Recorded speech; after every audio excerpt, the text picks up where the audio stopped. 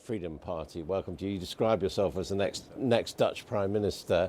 Why are you here? Well, I'm invited by a friendly politician from Tennessee that I know for a very long time.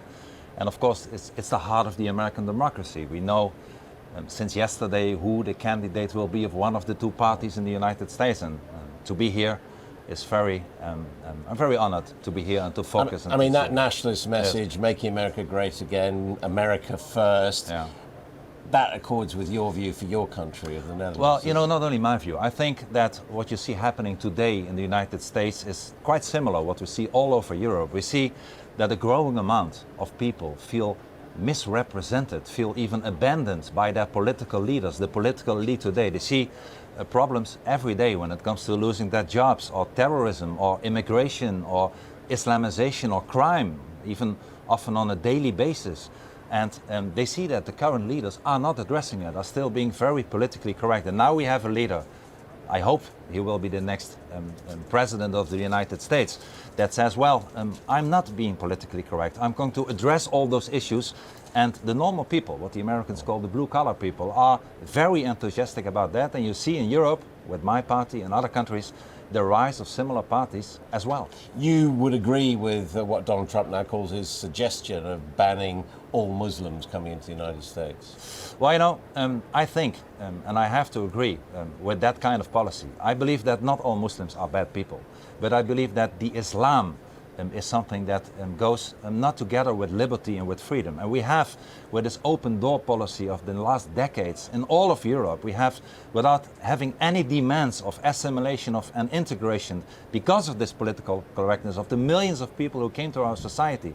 And I always tell my American friends, if you let Islam being seeded on your soil, don't be surprised that you will harvest Sharia law. But, I mean, there are more than 1 billion Muslims in the world. Can we keep them out of North America or indeed Western Europe?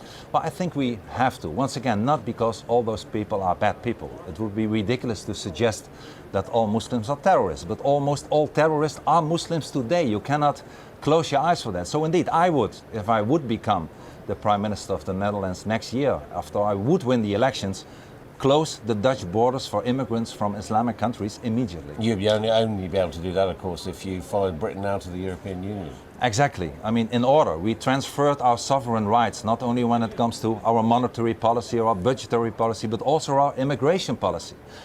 We transfer that to Brussels. So we have to regain our sovereignty. So you would hold a referendum? We would hold a referendum in the Netherlands for what we call an exit, the Dutch leaving, in order to be able to toughen up our immigration policies. It cannot be done, and it will not be done by Brussels and the European Union. You have to become a sovereign nation again in order to do that.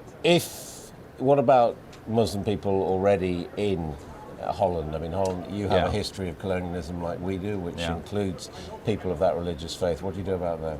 Listen, if people are in the Netherlands already, and if they abide by our laws and our constitution, they are not only free to stay, but equal as anybody else. But you regard them as a threat, nonetheless? No, not the people. I regret, or I see the Islamic ideology as a threat. I see it more as a totalitarian ideology than a religion. So if the people abide by our laws, they are welcome to stay. But if they, as they often unfortunately do, if they start acting according to Sharia law and commit crimes, and they have a double nationality, I believe we should strip them of the Dutch nationality and send them packing. It's the only way to deal with it. Dutch people commit crimes as well. Will you strip them of their nationality? Well, they have only one nationality. That will be very hard to do. Most of the people from Islamic countries in Holland have, for instance, the Moroccans, one of the biggest community, have double nationality.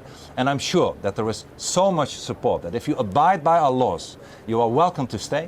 We will close the door for new immigrants from Islamic countries. If you are here and you abide by laws, you're welcome. But if you commit a crime, if you start acting like Sharia law, then there is no room for you in a free society. We have to defend our freedom and the liberty and the safety of our children. Do you not feel that you and perhaps Donald Trump are exploiting fear and encouraging division in our societies? No, we are not exploiting fear. You know, we are defending the freedom of our people, and all those correct politicians that in the last decades with their open border policy let everybody come, like I said, without even the demand of assimilation in our society. In Holland today, to give you one example, 73% of all Muslims in Holland believe that Dutch Muslims who go to fight in Syria are to be considered heroes.